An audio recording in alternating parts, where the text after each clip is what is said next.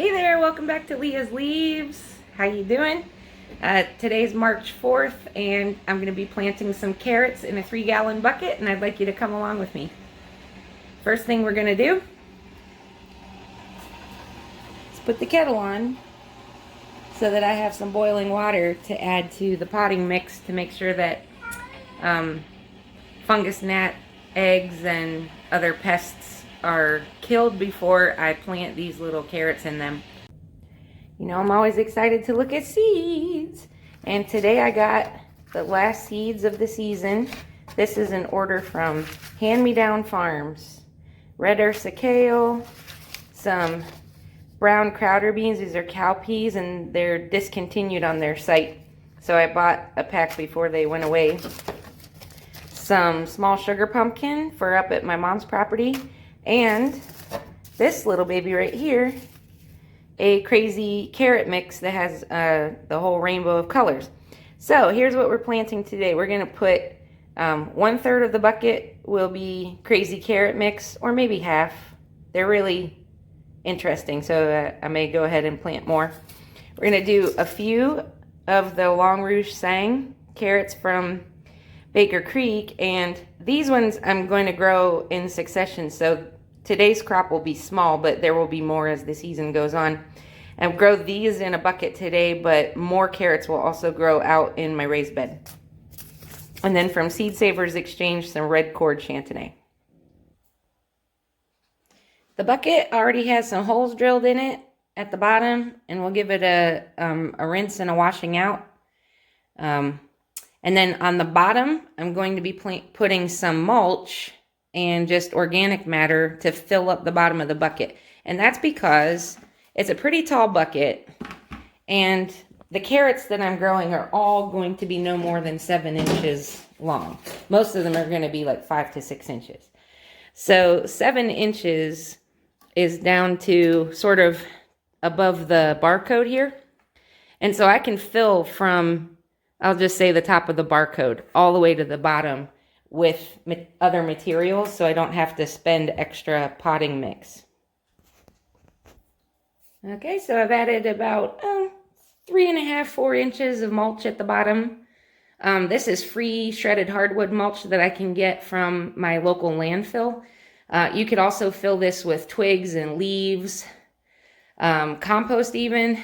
Like, you know, the vegetables that you're working on composting could go in the bottom of the bucket, mixed in with some cardboard and leaves. Chop the cardboard up. Anything that needs to break down, the smaller it is, the faster it will decompose. It makes a nice good bed at the bottom so that I'm not filling the whole bucket with potting mix, which can be expensive after a while.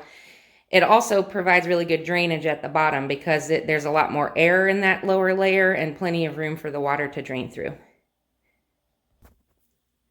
Okay, I don't know if you can tell in the video, but there's steam coming off. That's because some boiled water was mixed in there. I'm going to give it a good mix, let it cool to the point where I can handle it with my hands, and then fill the bucket in preparation for my seeds. Okay, bucket is full. After I've filled it, I just like smacked it lightly on the ground a couple of times to get some of the soil to settle. Carrots, you don't plant very deep. They're very small seeds, so just 1/4 inch. Lightly cover them, and they have to stay moist. They will not germinate if they dry out. So every day I'm going to go outside and lightly mist the surface with some water just to keep the soil surface right where they are from drying out. And I won't do a really big watering in until they germinate and begin to sprout, and then they'll get more water. But for now, I'll definitely keep the surface where they're trying to germinate moist. Not soaking wet, but enough moisture that the seed coat will break down. I don't own a proper dibbler, but the people who lived at the house before me left a couple plant markers, and they work great. So I'm going to mark out the spots for my carrots. I'm not growing deep carrots, but the trade-off is they'll grow a little fat. So I'm going to plant them about 2 inches apart so that they each have a good solid inch, 1.5 inches to grow without bumping into the root of the neighboring carrot.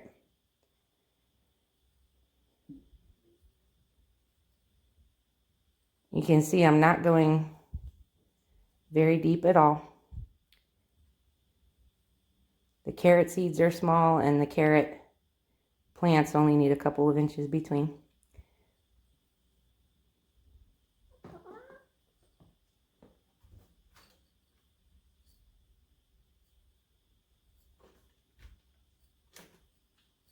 Okay, now we'll put our seeds in. You can see how tiny carrot seeds are. And you have to remember that we're growing a taproot, and we eat the root, not the plant. So unless you're growing carrots to save seed, you'll harvest them in the first year they grow. But they're biennials. If you were to not pull them up from the ground and leave them in the ground and keep them alive over the winter and let them grow into the next spring and summer, they would bolt and go to seed, and you'd be able to save seeds from your carrots. But that's why so many carrot seeds come in a packet, because each of these one seeds is only going to produce one fruit. It's not like planting a tomato plant where you might get 20 fruits. You're just going to get one carrot out of each of these seeds. Carrots are very slow to germinate and they're a little bit finicky, so I'm going to put 2 seeds per hole. And later on when they sprout, if 2 of them are growing, I'm going to prick one out by simply trimming it with my scissors at the soil line and leaving the other one to grow to full size. These are the red cord Chantenay carrots. I'm going to put a few of these in on this side. Put 2 in there.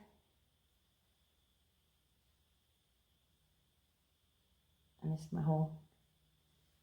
2 in there. 2 in here. 2 in there. And 2 in here. Okay, next we'll do the Long Rouge Sang. Aren't those beautiful? I'm so excited to be growing this variety before. These are new to me. I've never grown these before. I grew a rainbow mix last year that was seed tape. Either Burpee or Fairy Morse, like big box store packet of seeds that came in some seed tape.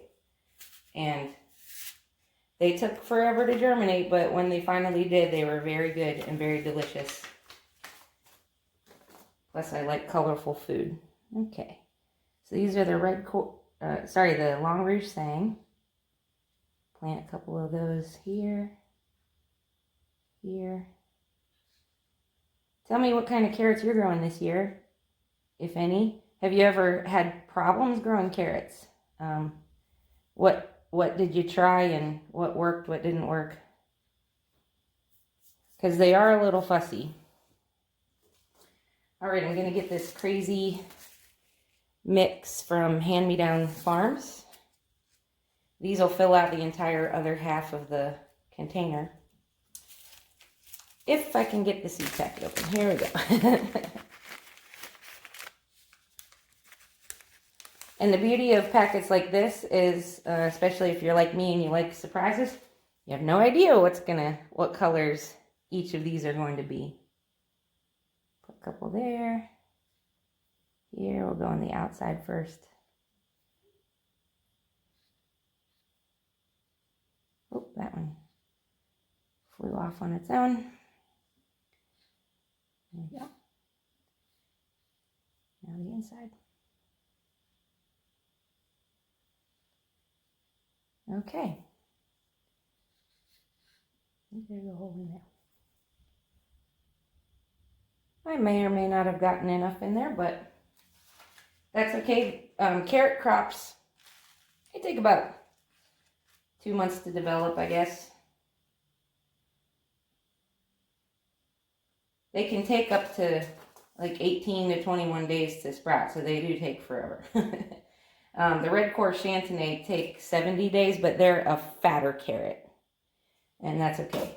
And you can harvest carrots really at any stage of their development. So if you prefer the younger, sweeter varieties, they're a little crunchier at that point, and they're smaller and easier to bite into. They get firmer as they go through the season, and if you keep them properly hydrated, It's, you know, if you've ever pulled a carrot out of the ground and it just had fibrous roots all the way down the root, that's because it was searching for water. So if you keep your carrot bed properly watered, so that the surface, not just the surface, but the inches below the surface, like a good deep watering, maybe once or twice a week. You don't need to do it every day, but a good deep watering once or twice a week, depending on how dry your climate is, will keep your carrots happy, and they will come out of the ground smooth because they didn't have to extend extra roots looking for water and nutrition. So the potting mix I'm using has a little fertilizer mixed into it. I won't add any more fertilizer until they're a few inches tall. All right, I just packed those in. That was pre-moistened soil with the boiling water, so it's already moist. I am going to drizzle a little more water just here on the surface to help these babies start.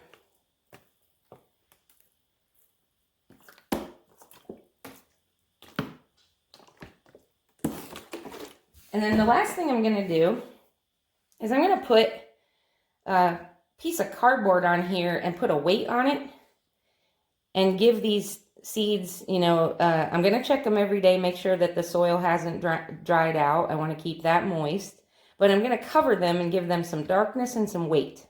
Similar to what you would do if you're growing a tray of microgreens and you want to have good, sturdy, healthy microgreens. And the reason I'm doing that is, one, this bucket will be outside and it'll prevent anything from pecking at it and trying to eat the seeds. Two, it will give the seed some resistance when it first emerges from the soil, and it will protect it from the wind and keep it from drying out. When the seedlings emerge, I'm going to keep that piece of cardboard on top of it, and I'm just going to use a couple of plant markers to raise it up like just below the surface here, maybe an inch above the soil line, and just let those carrots get a good head start before I take that covering off, at which point they would be vulnerable and susceptible to bunny rabbits and other critters that want to take a crack at them. So it's just the best way to give them a good head start in life. So I hope that helped you. I hope you have a successful carrot crop this year.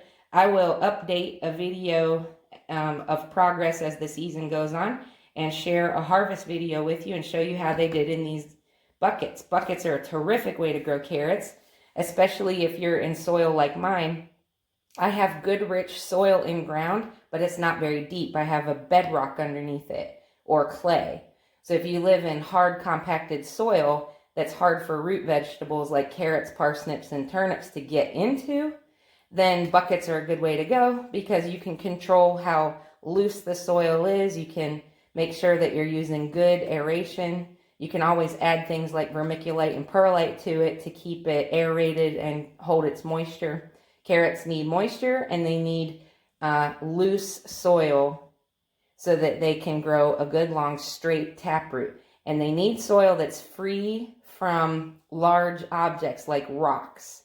That's where you get split carrots that are like funky shapes and come out, you know, like 2 or 3 ends and one's long and the other one's short and that kind of stuff. Is because they ran into obstacles in the soil. But they do that like really, really down deep, you know. So in a bucket, I'm just using potting mix. None of that debris is there. I'm going to get beautiful straight carrots out of this bucket.